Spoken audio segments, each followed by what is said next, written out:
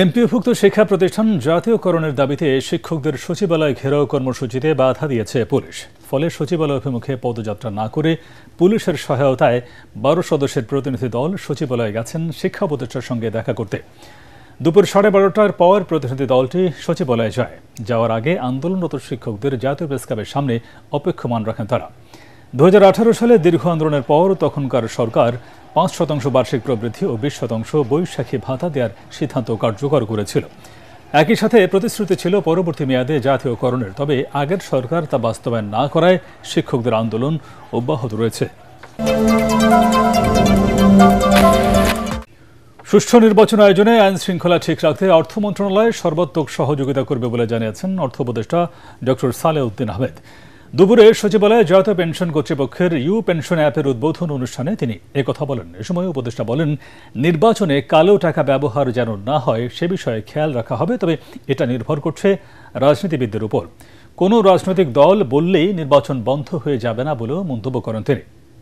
ঋণ খেলাপিরা নির্বাচনে অংশ নিতে পারবে না বলেও জানান অর্থ উপদেষ্টা।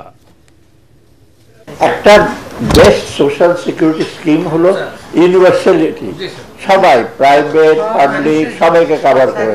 বাংলাদেশে সেটা হয় না, মানে আনফর্চুনেটলি এখনো হয় না। করে তো সবাই, তখন ওই যে ওয়েস্ট কমিশন জার্নালিস্টরা বলবে আমাদেরটা হয়, গার্মেন্টসরা বলবে আমাদের কেন হয় না, সবাই কিন্তু কভার হয়, শুধু গভর্নমেন্ট তো ইসে হবে না আর কি। জাতীয় নির্বাচন নিয়ে এখনও নানা ষড়যন্ত্র চলছে অভিযোগ করে বিএনপির স্থায়ী কমিটির সদস্য ডক্টর AZM জাহিদ হোসেন বলেছেন, জনগণ এখন নির্বাচনমুখী, তাই ধমক দিয়ে ভোট বানচাল করা যাবে না।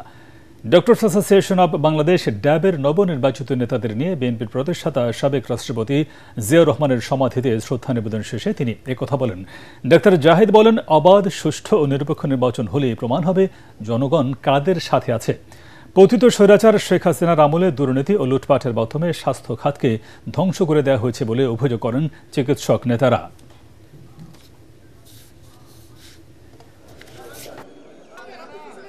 সরকারের একটি অংশ, সেই অংশের পক্ষ থেকে কেউ কেউ যখন বলেন নির্বাচন এটা না করলে হতে দিব না, ওটা না করলে হতে দিব না, আবার গণতন্ত্রের কথা বলবেন, কোনো অবস্থাতেই যারা পেছনের দরজা দিয়ে ক্ষমতার স্বাদ গ্রহণ করার জন্য চিন্তা ভাবনা করছেন তারাই হয়তো পিআর পদ্ধতির কথা বলে থাকেন।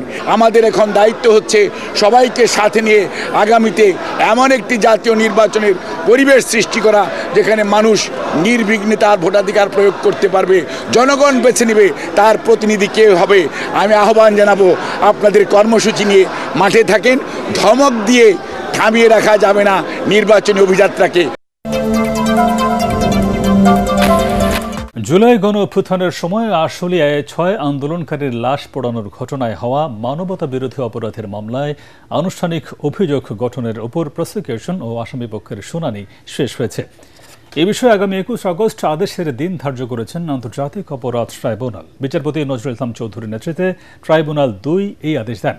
এদিকে চানখারপুলের শহীদ আনাস সহ 6 জনকে হত্যা মামলায় তৃতীয় দিনের সাক্ষ্য গ্রহণ শেষ হয়েছে। বিচারপতি গোলাম মুর্তজা মজুমদারের নেতৃত্বাধীন 3 সদস্যের আন্তর্জাতিক অপরাধ ট্রাইব্যুনাল 1-এ আজ সাক্ষ্য দিয়েছেন শহীদ ইয়াকুবের চাচা শহীদ আহমেদ। এর আগে সাক্ষ্য দেন ইয়াকুবের মা রহিম আক্তার। রবীন্দ্র বিশ্ববিদ্যালয়ে স্থায়ী ক্যাম্পাসের দাবিতে সিরাজগঞ্জের উল্লাপাড়ায় 6 ঘণ্টা রেলপথ অবরোধের পর কর্মসূচি স্থগিত করেছে শিক্ষার্থীরা। একই সাথে কাল সকাল 11টা থেকে যমুনা সেতুর পশ্চিমে রেলপথ ও মহাসড়ক অবরোধ কর্মসূচির ঘোষণা দিয়েছেন তারা। এর আগে সকাল 9টায় বিশ্ববিদ্যালয়ের শিক্ষার্থীরা উল্লাপাড়ায় রেলপথ অবরোধ করে। এতে বন্ধ হয়ে যায় ঢাকা রাজশাহী ট্রেন চলাচল। শিক্ষার্থীরা জানান, প্রতিষ্ঠার 9 বছর পেরিয়ে গেলেও সিরাজগঞ্জের শাহজাদপুরে স্থায়ী ক্যাম্পাস নির্মাণের জন্য ডিপিপি এখনও অনুমোদন হয়নি। দীর্ঘদিন ধরে দাবি জানালেও সাড়া না পাওয়ায় তারা আন্দোলনের নামতে বাধ্য হয়েছেন। গত 26 জুলাই রবীন্দ্র বিশ্ববিদ্যালয় দিবসের কর্মসূচি বর্জনের মধ্য দিয়ে শিক্ষক, শিক্ষার্থী, কর্মকর্তা ও কর্মচারীরা এই দাবি জানিয়ে আন্দোলন শুরু করেন।